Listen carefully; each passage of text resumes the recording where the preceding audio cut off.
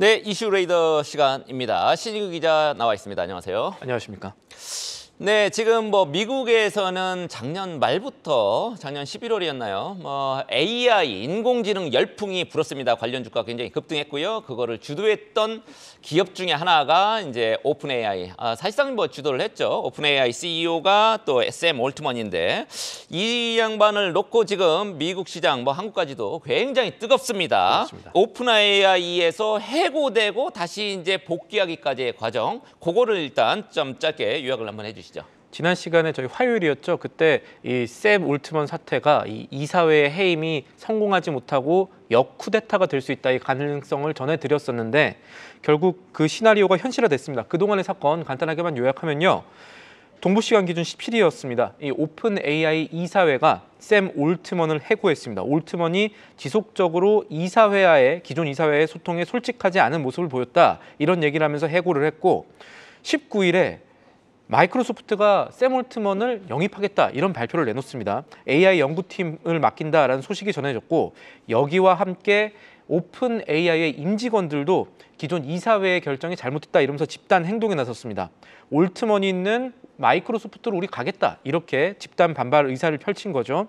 그래서 21일이었습니다. 현지 시간으로 21일 오픈 AI의 샘 올트먼이 CEO로 복귀한다는 소식이 지금까지 전해졌습니다. 아주 충성심이 높은 직원들을 우리 올트먼이 두었던 것 같습니다.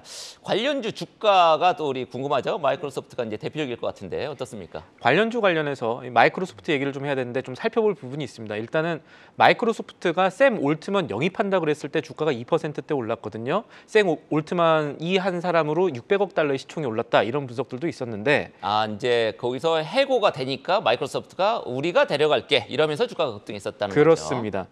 그러면은 다시 오픈 AI로 돌아갈 때 주가 떨어질까 이거 걱정하시는 분들도 있을 건데 오늘 장마감 흐름 보면요. 주가 올랐습니다. 1.28%, 1.3%대 올랐는데 월가 투자자들은요. 샘 올트만이 오픈 AI에 있느냐 아니면 마이크로소프트에 있느냐 이게 중요한 건 아니라고 본 겁니다. 무슨 말씀이냐면 오픈 AI의 최대 투자자가 어차피 마이크로소프트잖아요.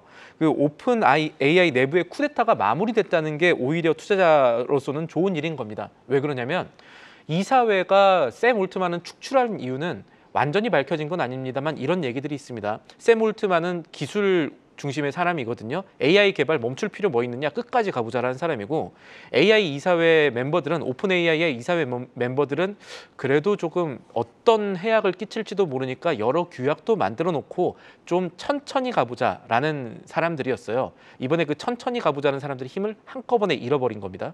그러니까 투자자 입장으로서는 이 AI 붐이 조금 더 커질 동력이 이번 사태로 좀 마련됐겠구나. 어떻게 보면 브레이크가 약간 제동이 좀 약하게 되겠구나 이렇게 생각을 해볼 수가 있는 것이겠습니다. 네, 뭐 어쨌든 이제 오픈 AI도 이사진을 다시 한번 이제 확 바꿔야 될 테니까 그럼 마이크로소프트가 뭐 이사를 그쪽에 하나 보낸다든지 뭐 이럴 가능성도 뭐 조금 제기되는 것 같더라고요. 결과적으로 마이크로소프트 주가는 막 뛰고 애플 주가는 지금 약간 이제 정체돼 있는 모습 이렇게 이제 보이고 있던데 결과적으로 시총 측면에서 마이크로소프트가 애플 세계 1등 시가총액 기업인데 제칠 가능성 있습니까? 그럴 가능성도 사실은 있어 보인다. 조금씩은 얘기가 나오고 있는데 말씀드린 대로 오늘 마이크로소프트 1.3%대 올랐고요. 시총 1위, 미국의 대장주죠. 애플은 오늘 0.35% 올랐습니다. 애플이 최근에 시총 3조 달러 아래로 내려왔는데 마이크로소프트는 조금씩 올라오면서 애플과 마이크로소프트의 이 시총 격차가 조금씩 줄어들고 있습니다. 이 샘 올트먼이 마이크로소프트에 들어가기로 했다는 그 20일 그날 주가를 보면은 시총 격차가 1,900억 달러였었어요. 그런데 오늘은 이 격차가 1,700억 달러 수준으로 좁혀진 겁니다. 샘 올트먼 사태도 그렇고요. 중국 우려 때문에 주가는 좋지 않았지만 엔비디아 실적도 AI 관련 대장주 중에 하나죠. 엔비디아 실적도 예상을 뛰어넘는 수준으로 나온다는 건 모처럼 실적으로 확인이 되는 AI라는 테마에 대해서 시장의 기대감이 여전히 남아있을 수 있음을 의미한다고 하겠습니다. 네, AI 트렌드가 계속되면서 일단 주도권을 마이크로소프트가 잡고 있기 때문에 주가가 계속 이제 고공행진을 해오는 것 같습니다. 바로 이제 국내 이슈로 갈게요. 북한이 위성, 정찰 위성 요거 이제 발사하고 나서 지금 9.19 군사합의 요거 논란이 굉장히 뜨겁습니다. 관련주도 이제 계속 이제 변동하고 있을 텐데 있는데 일단 9.19 군사 합의 요 내용부터 일단 정리를 한번 해보겠습니다. 어제 오후 3시에 긴급하게 발효됐죠. 9.19 남북 군사 합의라는 거는 지난 2018년 남북 정상회담을 통해서 이루어진 일종의 평화 협정입니다. 지상과 해상, 공중에서 적대 행위를 금지하고요. 비무장지대 평화지대화, 그리고 또 서부 북방 한계선 안에 그 평화 수역 조성 뭐 이런 내용 담고 있습니다. 이 내용에 근거해서 남북 간 군사 분계선 일대의 그 실탄 연습, 포격 연습 이런 거 다 중지됐고요. 분계선 상공에는 비행 금지 구역도 설정이 됐습니다. 네, 이번에 어제 긴급하게 일부 효력 정지한 조항 그게 어떤 거였습니까? 이번에 우리 측이 북한의 정찰 위성, 군사 정찰 위성 만리경 1호의 발사에 대해서 항의하면서 이거 유엔 안보리 조항 위반이다. 뭐 이렇게 하면서 9.19 군사 합의 가운데 효력을 정지한 부분이 아까 말씀드린 군사 분계선 비행 금지 구역 설정 해제입니다.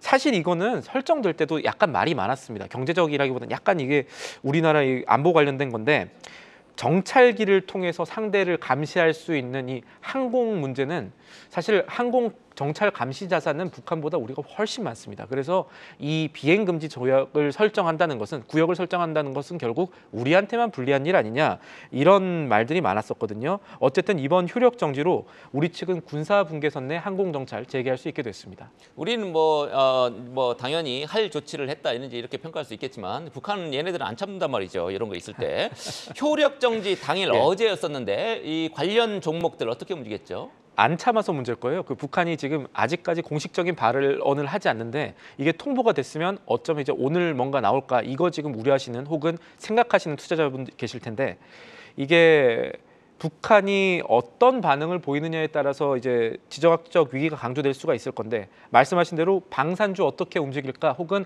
어제 긴급하게 3시부터 어떻게 움직였냐 보면요. 장중이었죠. 이 조금씩 움직이는 붓들이 원래는 중소형 방산주가 많이 움직이는데 이번엔 대형 방산주가 좀 움직였습니다. 당일에 한화시스템이 1.12% 올랐고요. LIG넥스원 1.74%, 한국항공우주는 1.52% 각각 상승했습니다.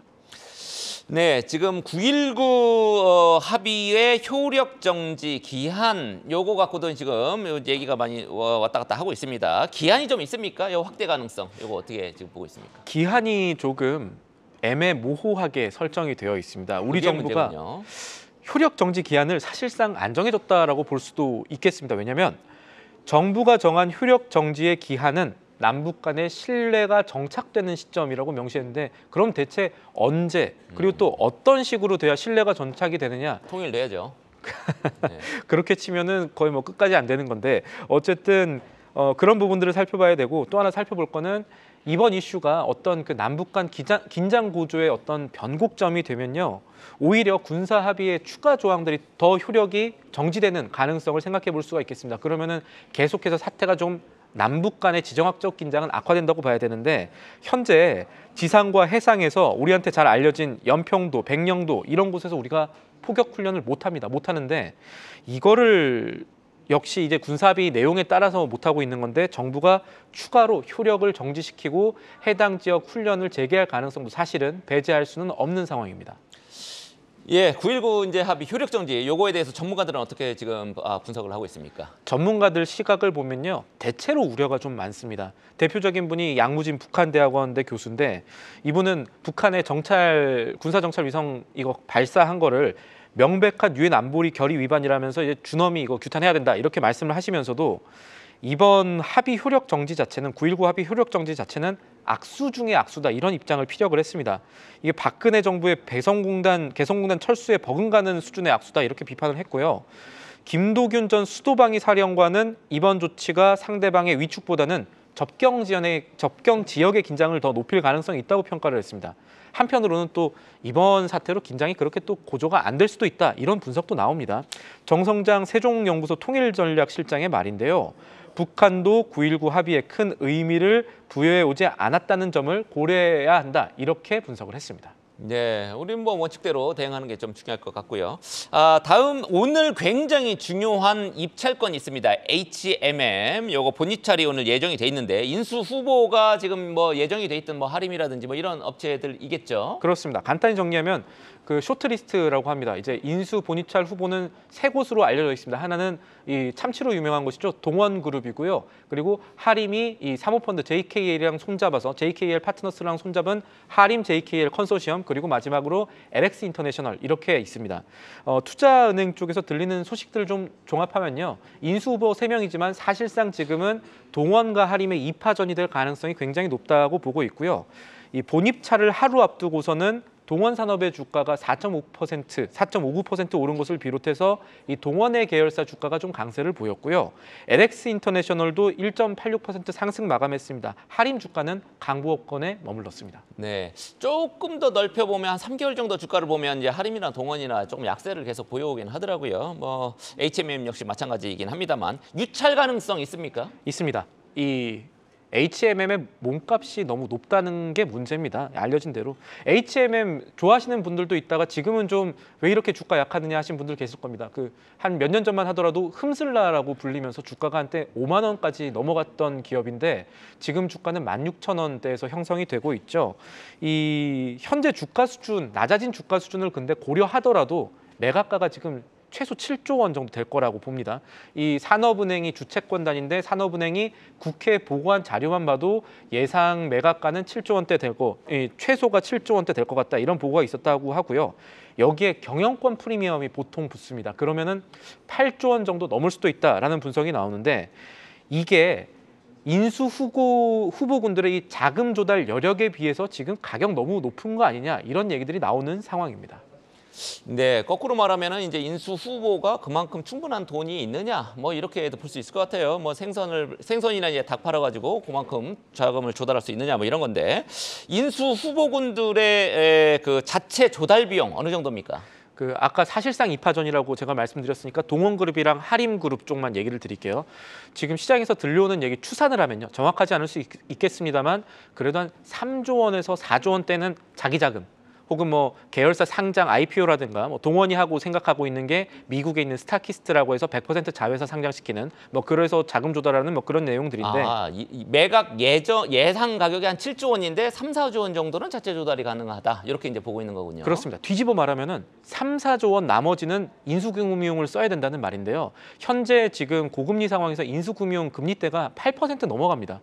8% 넘어가게 되면은 3, 4조 원 더 빌려서 이 회사 인수한다고 했을 때 1년에 2,400억 이자 부담해야 되거든요. 동원이 됐던 하림이 됐던 아니면 LX가 됐던 뭐 상당히 많은 금융을 들여가지고 지금 돈을 많이 내야 된다는 거니까 이 부분들이 조금 부담이 될 수가 있고 그래서 만약에 지금 상대적으로 작은 기업들이 큰 기업을 먹는 거니까 이거 승자의 저주라고 합니다. 이게 승자의 저주를 승자의 저주가 나올 가능성 사실은 배제할 수가 없겠습니다. 네, 매각 가격이 낮아지면 이제 산업은행이 또 그거를 또 감수해야 되는 부분이 있고 여러 가지 이제 논란이 더 커질 가능성도 있고 그래서 굉장히 지금 어려운 문제 같습니다. 오늘 본입찰 HMM의 본입찰이 예정이 돼 있는데 어떻게 될지 귀추 주목이 됩니다.